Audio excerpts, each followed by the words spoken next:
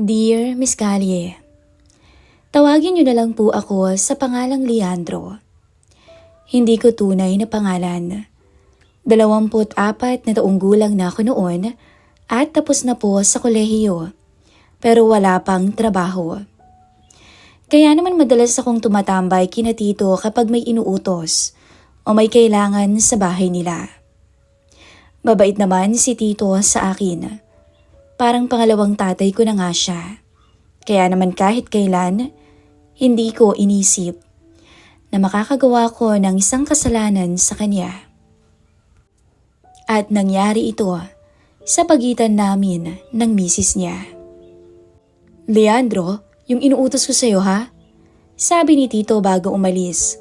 Suot ang simpleng polo at tsinelas. May inuman lang kami ng barkada, ikaw na bahala doon. Pakilinisin mo na rin yung mga nakatambak sa ilalim ng kama. Ang dami na rin kasing alikabok. Oo tito, ako na hong bahala. Pagdating ko sa bahay nila, naroon ang misis niya. Nakasando at short. Basa pa ang buhok na halatang kakaligo lang. Hindi ko maikakaila na kahit noon pa man, pangarap ko na siyang makatabi sa kama. Pero alam kong hanggang pangarap lang yun. Oh, ikaw palang maglilinis, Leandro? Tanong niya habang nakasandal sa may pintuan ng kwarto. Opo, tita. Sabi po kasi ni tito eh. Sige. Sabihin mo na lang kung may kailangan ka, okay? Sagot niya. Pagkatapos ng usapan, lumuhod agad ako sa may sahig. Tsaka hinila palabas ang mga kahon. Lumang kumot, sirang electric fan. Pawis na pawis ako noon habang naglilinis. At ramdam kong may nakatingin sa akin kahit wala namang nagsasalita. Mahirap ba? Bigla niyang tanong. Medyo po. Sagot ko nang hindi tumitingin. Maya-maya lumapit siya. Naamoy ko ang pabango niya. Para akong kinoryente noon. Tulungan na kita. Ako na nga lang mag-aabot para mabilis. Okay lang po tita, nakakahiya naman po. Hayaan mo na, hindi ka naman naiba sa akin. Sabi pa niya. Napalingon ako saglit sa kanya, kaya nagkatinginan kami. Doon ko unang naramdaman yung kakaibang apoy sa katawan ko at mas lalong nagulat ako sa mga sumunod na nangyari. Ang sipag mo pala no? Alam mo ang tito mo, tamad yun sa ganyan. Sabi niya at biglang pinunasan ang noo ko ng bimpo. Napatawa ako ng pilit na may kasamang pagkabigla. Ganun po ba? Oo, lalo na ngayon. Putol pa niya. May gusto siyang sabihin pero hindi niya maituloy-tuloy. Hindi pa rin po ba kayo magkaanak tita? Bigla kong naitanong. Sa puntong yun, huminga siya ng malalim. Hindi pa eh. Siguro, hindi lahat ng bagay dumarating kapag gusto mo. Hindi ko alam ang isasagot ng mga oras na yon. Maya-maya bumalik na lang ako sa ilalim ng kama. Pati siya ay umalis na rin sa pwesto niya. Pero maya-maya, bumalik siya dala ang 2 bote ng beer. Pahinga ka muna dyan. 1 bote lang oh. Alok niya. Nag-alinlangan naman ako noon. Sure po ba? Baka po. Ano ka ba? Wala naman siya no. Tsaka isa lang naman. Sabi pa niya. Sa huli, umupo kami sa gilid ng kama. May pagitan naman kami pero sapat na lapit para maramdaman ko ang init ng katawan niya.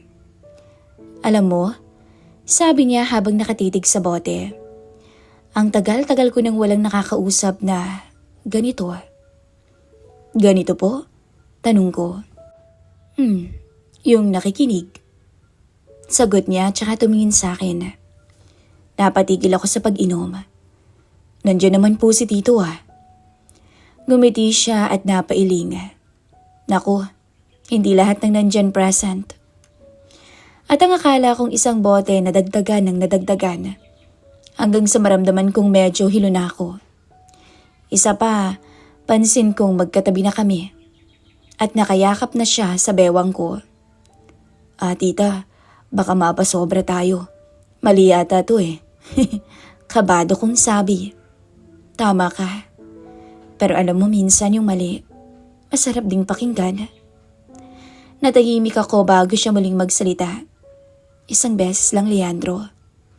Pagdating ng tito mo, balik din tayo sa dati. Doon ako tuluyang nagulantang at tuluyang umapoy.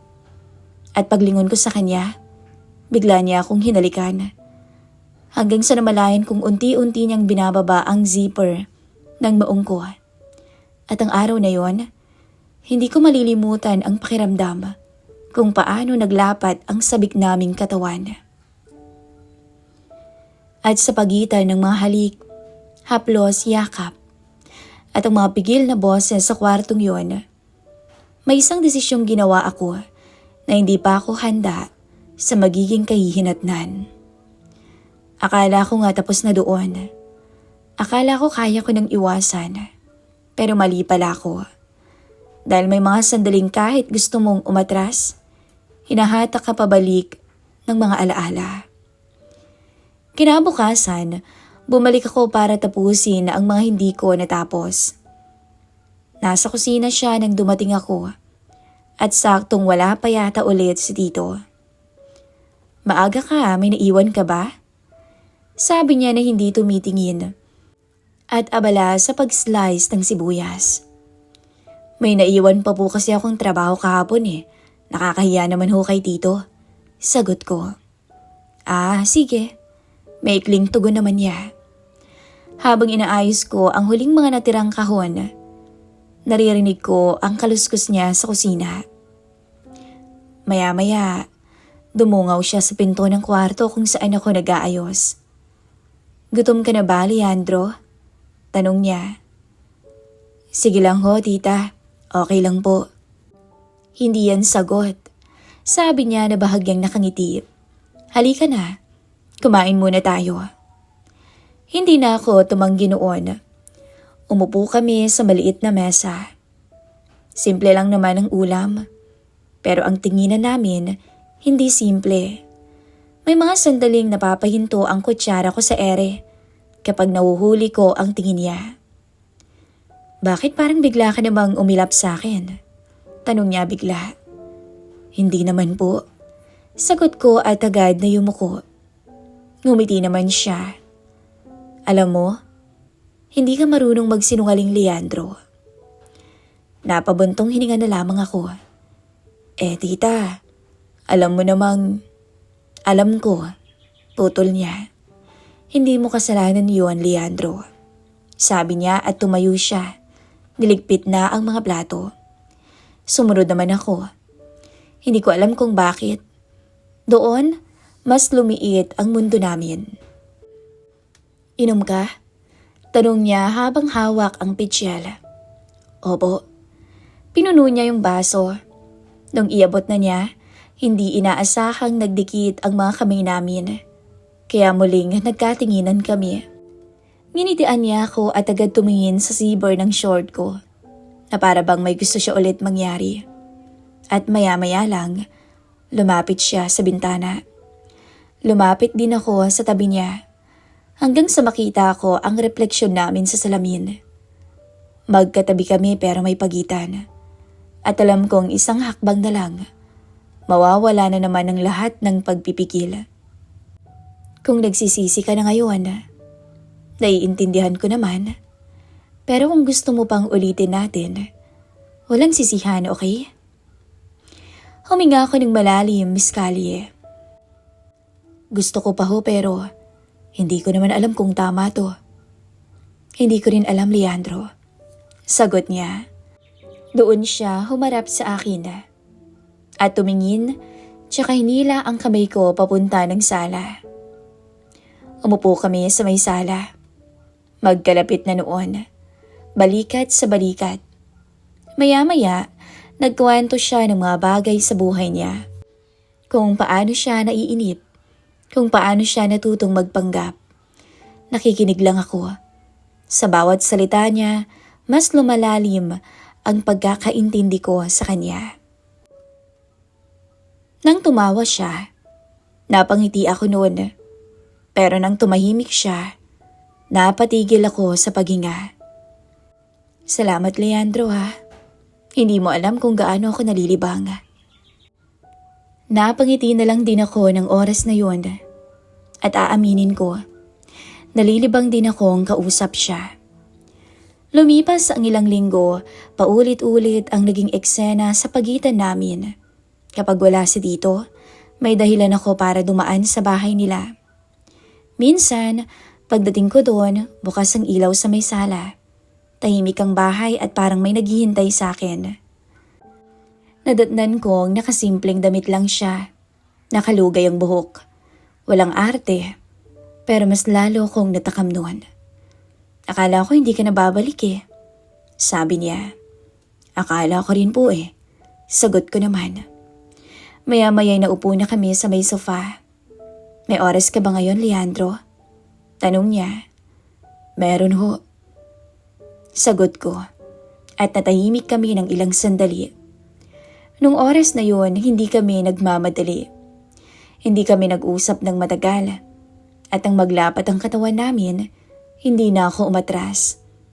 Nang magtagpo ang mga mata namin, hindi na ako tumingin sa iba. Tita, sabi ko na tila paos ang boses. Namiss ko to. Alam ko. Kaya nga nagpunta ka dito, di ba? Sagot niya. Nang mga oras na yon, hindi ko na namalayang nanginginig na ako. Hindi sa takot, kundi sa kasabikan. Nang maramdaman ko ang haplos niya sa abs ko, hindi ko na ito tinabig. Hanggang sa tuluyang maglapat ang labi naming dalawa. At sa puntong yon, Miss Callie, tuluyang napahiga ako sa may sofa habang siya ang nasa ibabaw ko. Hindi ko na ilalarawan ang mga sumunod na nangyari. Hindi dahil sa iya, kundi dahil may mga sandaling hindi ko kayang ilarawan dahil sa tindi ng emosyon.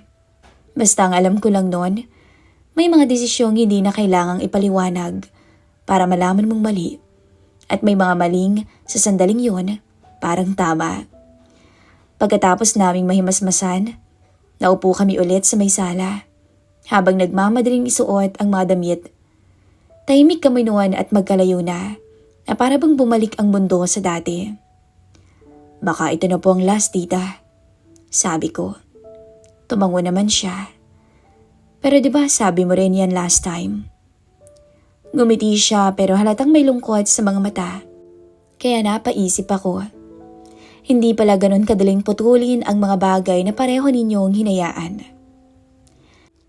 Sa mga sumunod na mga araw, patuloy pa rin ang lihim naming relasyon. Kapag may dumaan na sasakyan sa labas, napapahinto kami. Parehas kaming takot na baka biglang umuwi si Tito ng maaga. Minsan, nag-usap ulit kami ni Tita ng masinsinan. Hindi na yata tama to.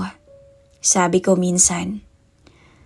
Kung sa tingin mo mali na, Leandro, pwede kang umalis. Pwede kang lumayo. Pero paano ka naman? Tanong ko. Natahimik siya nung time na yon. At doon ko naintindihan na ang tunay na panganib, hindi ang mahuli, kundi ang masanay. Ang isipin na pwede pala.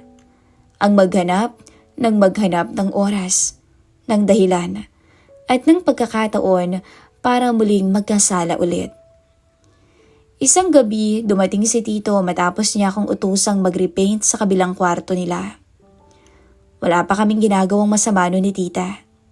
Nasa magkaibang kwarto kami, pero ramdam ko ang takot na parang may kasalanan akong hawak-hawak. Salamat sa tulong, sabi nito sa akin. Malaking bagay yung ginagawa mo sa aming mag-asawa. Sabay abot sa akin ang pera para sa tinrabaho ko. Nagpasalamat naman ako at tumango. Pero hindi ako makatingin sa kanya ng diretsyo. Pag-uwi ko, hindi ako makatulog dahil sa konsensya. Kinabukasan, nagpaalam ako kay Tita. Sinabi ko sa kanya na may aasikasuhin muna ako, kaya hindi muna ako makakapunta sa kanya. Maya-maya nag-chat siya. Ganito na lang ba? Sumagot ako matapos ang mahabang oras. Kailangan po eh. at hindi na siya nag-reply pa. Hanggang ngayon, Miss Callie, dala ko ang bigat ng nangyari. Hindi pa umabot ng 1 buwan ang lihim namin, pero sapat para baguhin ang mga tingin ko sa sarili ko, lalo na sa salitang tama. Minsan pala, may mga relasyon talagang hindi nabuo, pero mas mapanganib dahil muntik na. Hanggang ngayon po, patuloy ko pa rin iniiwasan si tita. May mga pagkakataong hinahanap-hanap ko siya sa kama, pero mas nananaig na ang konsensya ko. Lalo na't sa una lang naman pala masaya. Dahil sa huli, nananaig din pala ang takot at konsensya na baka mahuli kayo. Hanggang dito na lamang po ang aking kwento. Pasensya na kung pangit ang pagkakasulat ng istorya ko. Lubos na gumagalang, Leandro. At dito na po nagtatapos ang kwento ng ating Center of the Day. Sana po ay nakapulot o may napulot kayong aral sa kaniyang kwento. Hanggang sa muli, ito po ang inyong lingkod, Miss Callie.